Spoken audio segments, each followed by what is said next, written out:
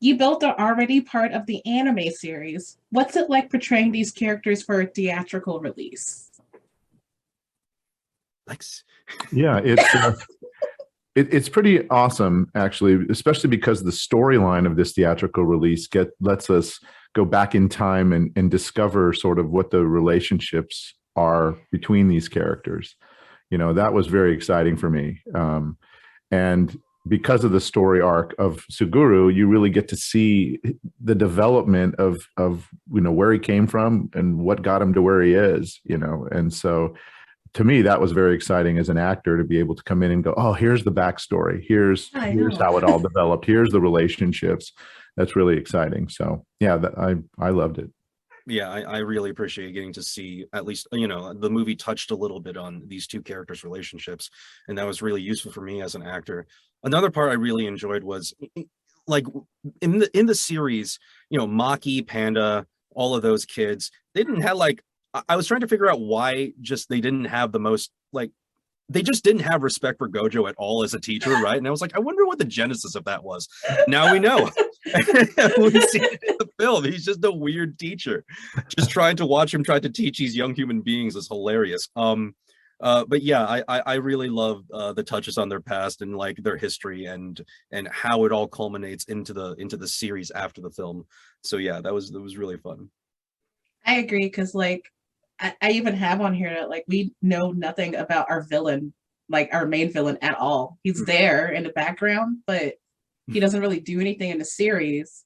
So in the movie, it's like, oh, this is why he's a threat. Like I already get the sense because he's bossing around all these other very powerful characters, but he just kind of sits in the background. So like when the trailer came out, I was like, oh, he's fighting. He's actually like doing stuff. And it's like dangerous too. Like, I'm sorry, I have a cat and she senses when I'm on camera. Yeah. I'm sorry. Please. No worries. I'm talking to anime important people. I have 3 cats. I completely understand. I have 3, but only one will interrupt. And she was sleeping until the Zoom camera turned. But yeah, this is like a villain who we see in the background. And my theory is like all background villains are secretly like extremely powerful and dangerous anyway, because they have other people doing the work for them. That's right. So it was nice seeing like why that he's such a big deal and why he's such a big threat. So I totally agree. What are you most excited about with the film's release, especially since it's a prequel to the series, which I guess you already answered. We get to see the relationship between Gojo and Geto, which is really cool. Mm-hmm. I mean, I'm excited to watch it in a theater and watch all the fight scenes and the music happen together in a big space. That's what I'm really excited about. Yeah. They sent us screeners, and so I've seen it, but now I'm also kind of like, can we just go to the theater anyway? Like I've already seen it, but I kind of want to. I know, because there's some really monumental fights, so like that's kind of. I kind of understand when people are like, you have to go see this on a big screen. I'm like, yeah, IMAX if possible. Absolutely. I can't wait. I'm me either. Chomping at the bit, waiting to go on this next week, right? It's only a week away. Yeah, next week. That's right. Oh my God. Yay. This question was also for Kaiji, because we were talking about Gojo. In the movie, we still see Gojo's lovable trolly self because he's a troll. I love him, but he's a troll. He's a massive troll. But we also get to see more of a serious side to him. How hard is it portraying a character who suddenly has a bit more story to tell? It's I don't think hard is the right word. It's just being able to touch onto an aspect of the character that maybe we didn't get to touch so much on during the show. Gojo as a character, he has this like laughy, silly side, but just being with him for this long, and again, this is just my personal opinion as the actor portraying him, but it just seems like a lot of that silly stuff comes from a place of like just kind of being a lonely guy.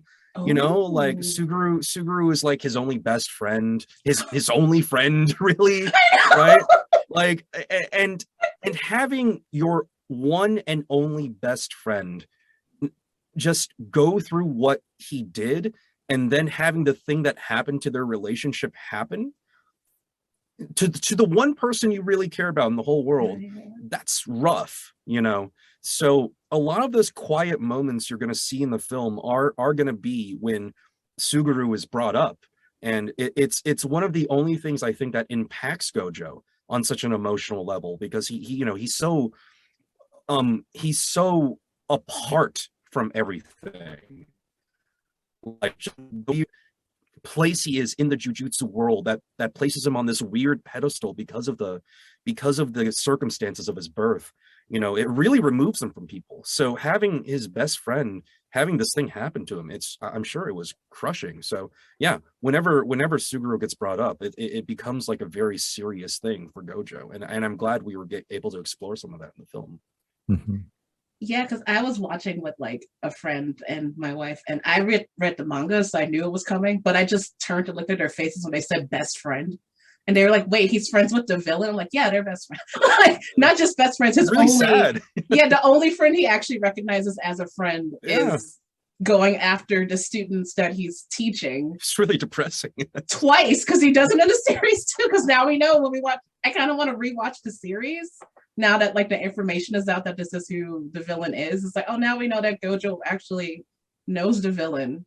And so the villain has done this not just once but twice, like going after like his students somehow. So do you feel the same way, Lex? That was going to be my other question, because you got to find out that the villain has a relationship with one of like the heroes of the series.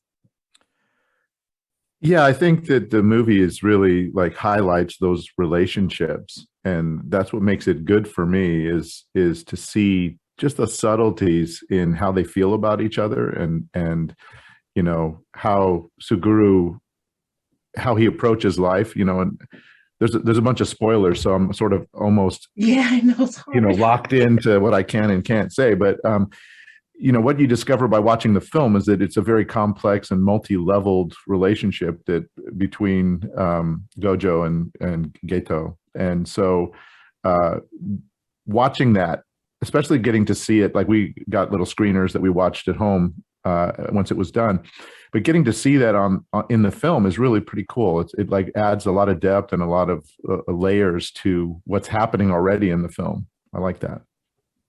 I agree. Those were actually all of my questions. I kept it short because I only have 10 minutes, so I didn't want to like go overtime.